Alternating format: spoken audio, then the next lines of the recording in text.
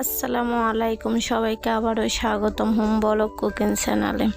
তার সাথে জানাচ্ছি সবাইকে অগ্রিম ঈদের শুভেচ্ছা। আপনারা সবাই কেমন আছেন? আশা করি আল্লাহর রহমতে অনেক অনেক ভালো আছেন। আমি আবারও চলে আসলাম আপনাদের জন্য ঈদের স্পেশাল পারফেক্টভাবে লাচ্ছা সেমাই রান্না করার রেসিপি নিয়ে। অনেকে বলে লাচ্ছা সেমাই রান্না করলে অনেকটা পাতলা হয়ে যাবে, কেউ বলে অনেকটা ঘন হয়ে যায়। আজকে এই ভিডিওতে আপনাদেরকে দেখিয়ে দিব আমি কিভাবে পারফেক্টভাবে লাচ্ছা সেমাই রান্না করবেন মজা করে। আমি এখানে নিয়ে নিয়েছি কয়েকটা এলাচ, এক টুকরো দারচিনি আর 2-3টা তেজপাতা, নিয়েছি কাঠবাদাম, কাজু বাদাম, পেস্তা বাদাম, হালকা করে চিনাবাদাম আর আছে কিশমিশ, সাথে নিয়েছি নারকেল কোড়া।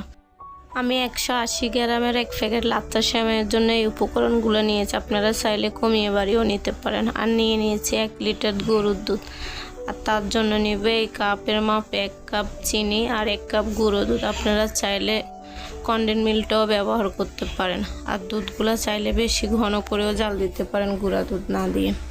এবার চুলায় একটা পাতিল বসিয়ে দিয়েছি আর পাতিলের মধ্যে দুধগুলো ছেঁকে দিয়ে দিচ্ছি, কারণ দুধ অনেক সময় অনেক ধরনের ময়লা থাকে।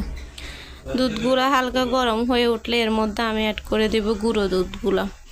এতে করে কি হয়, দুধগুলো বেশি সময় ধরে জাল করতে হয় না, দুধগুলো এমনিতেই ঘন হয়ে যায়। গুঁড়ো দুধ দিয়ে ভালোভাবে নেড়ে ছেড়ে মিশিয়ে চুলার আঁচটা বাড়িয়ে দিতে হবে। দুধগুলো বেশি গরম করবেন না, এতে করে কি হয়, গুঁড়ি দুধ দিলে দুধগুলো দলা পাকিয়ে যায়, দুধগুলো ভালো করে মিক্স হয় না। এবার এই পর্যায়ে দিয়ে দিব চিনিগুলো দিয়ে ভালোভাবে নেড়ে ছেড়ে নেব কিছুক্ষণের জন্য, যেন দুধের সাথে চিনিগুলো ভালোভাবে গলে যায়। আপনারা মিষ্টি যে যেরকম খান ওভাবে চিনিটা কমিয়ে বাড়িয়েও দিতে পারেন। এবার দিয়ে দিব গরম মশলাগুলো এর মধ্যে। গরম মশলাগুলো দিয়ে কয়েকটা বলক আসার জন্য অপেক্ষা করব। ভালোভাবে নেড়ে চেড়ে বলক আসার জন্য অপেক্ষা করতে হবে। আর দুধে যত গুঁড়ো দুধ ব্যবহার করেছি বেশি বলক আসা লাগবে না, 3-4টা বলক আসলে আমি দুধগুলো নামিয়ে নেব। দেখুন দুধ অলরেডি বলক আসা শুরু করে দিয়েছে। চুলার আঁচটা কমিয়ে দিয়ে ভালোভাবে নেড়ে ছেড়ে 3-4টা বলক আসা পর্যন্ত অপেক্ষা করব। যত গুঁড়ো দুধ ব্যবহার করেছে এখানে বেশিক্ষণ জাল করে দুধ ঘন করার কোনো প্রয়োজন না, দুধ অলরেডি ঘন হয়ে গেছে গুঁড়ো দুধ দেওয়ার কারণে। আর কয়েকটা বলক আসার পরে আমি এখান থেকে যে গরম মশলাগুলো অ্যাড করেছি ওটা তুলে নেব, কারণ গরম মশলা বেশিক্ষণ দুধে দিয়ে রাখলে ঘেরানটা বেশি হয়ে গেলে খেতে ভালো লাগে না। আপনারা যদি এভাবে সঠিক মাপ মেনে বাসায় লাচ্ছা সেমাই রান্না করেন একেবারে পারফেক্ট হবে, পাতলাও হবে না, ঘনও হবে না, যেরকম খেতে চাবেন ঠিক ওরকম হবে। এই পর্যায়ে আমি এখানে সামান্য করে লবণ অ্যাড করে দিব। লবণটা অপশনাল, আপনারা চাইলে দিতেও পারেন, না হলে নাও দিতে পারেন, তবে আমার মনে হয় একটু হালকা লবণ দিলে টেস্টটা ভালো আসে। যত কথাই বলে লবণ ছাড়া ঘিও মাটি, তাই আমি বলবো হালকা লবণটা দেওয়ার জন্য। লবণটা দিয়ে নেড়ে ছেড়ে আমি আগে থেকে দেওয়া গরম মশলাগুলো একটা একটা করে তুলে নেবে, যাতে এগুলো পুরোপুরি গ্যারান ছড়িয়ে দিয়েছে, দুধ থেকে সুন্দর একটা স্মেল আসতে শুরু করে দিয়েছে। এগুলো বেশিক্ষণ থাকলে অতিরিক্ত গ্যারান হয়ে যাবে, এতে করে সেমাইটা খেতে একদম ভালো লাগবে না। আপনারাও অবশ্যই গরম মশলাগুলো আগে থেকে তুলে নেবেন। দুধগুলো আর একটু নেড়ে চেড়ে চুলাটা অফ করে দিব। দেখুন কারি দেখে বুঝতে পারতেছেন দুধগুলো অলরেডি অনেকটা ঘন হয়ে গেছে। বেশি ঘন করতে যাবেন না কিন্তু, তাহলে পরে ক্ষীরের মতো হয়ে যাবে, খেতে অতটা ভালো লাগবে না। যত এটা দুধে ভেজা লাচ্ছা সেমাই বলে কথা। এই পর্যায়ে আমি চুলাটা বন্ধ করে দিয়েছি আর অন্য একটা চুলায় ফ্যান বসিয়ে দিয়েছি। এবার ফ্যানের মধ্যে দিয়ে দিব 1/2 চা চামচ গাওয়া ঘি। ঘিগুলা দিয়ে ভালোভাবে কড়াইটা গরম হয়ে গেলে ঘিয়ের মধ্যে বাকি উপকরণগুলো দিয়ে দেবো। আগে থেকে কুচি করে রাখা বাদাম কিশমিশগুলো দিয়ে ভালোভাবে নেড়ে ছেড়ে নেব।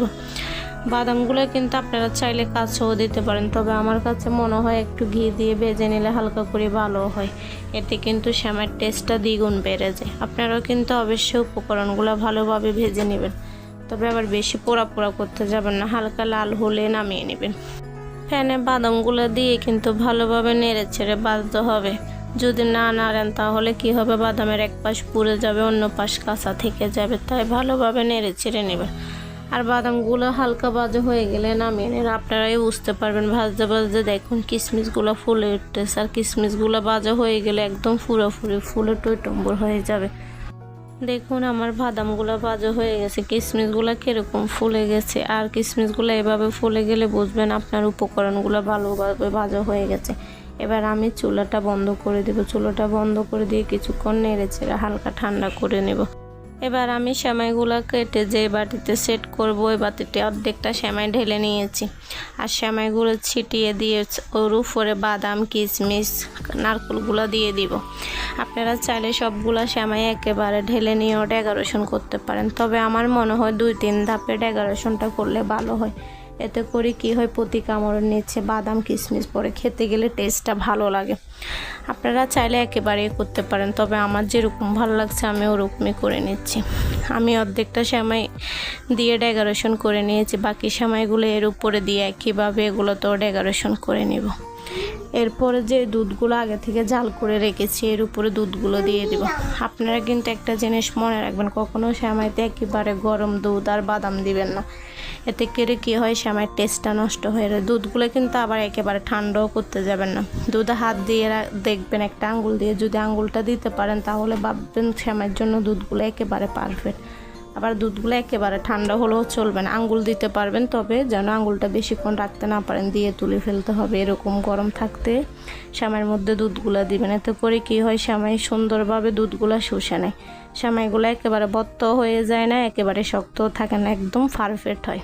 আমার ডেকোরেশন করা শেষ। নারকেলটা অপশনাল, আপনারা চাইলে দিতে পারেন, ভালো না লাগলে নাও দিতে পারেন।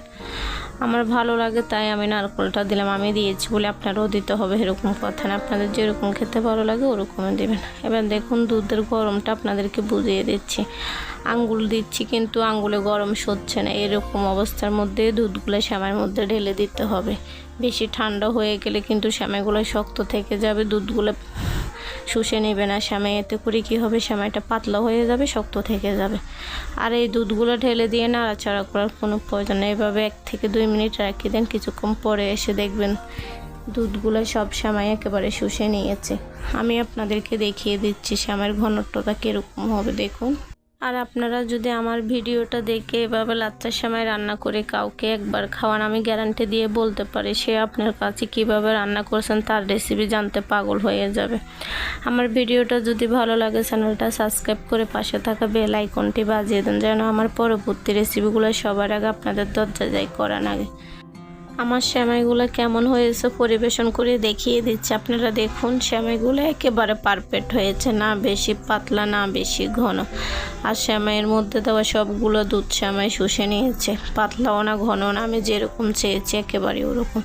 আর সেমাইগুলো আপনাদেরকে আমি হাত দিয়ে দেখিয়ে দিচ্ছি, দেখুন সেমাইগুলো বেশি গলেও যায় নাই, আবার বেশি শক্তও না, একদম পারফেক্টভাবে সিদ্ধ হয়েছে।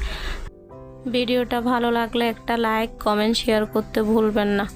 ভিডিওটা কেমন হলো কমেন্ট করে জানাবেন। আজকের জন্য এইটুকু, দেখা হবে পরবর্তী কোনো নতুন রেসিপি নিয়ে। ততক্ষণ সবাই ভালো থাকেন, সুস্থ থাকেন। আল্লাহ হাফেজ, আসসালামু আলাইকুম।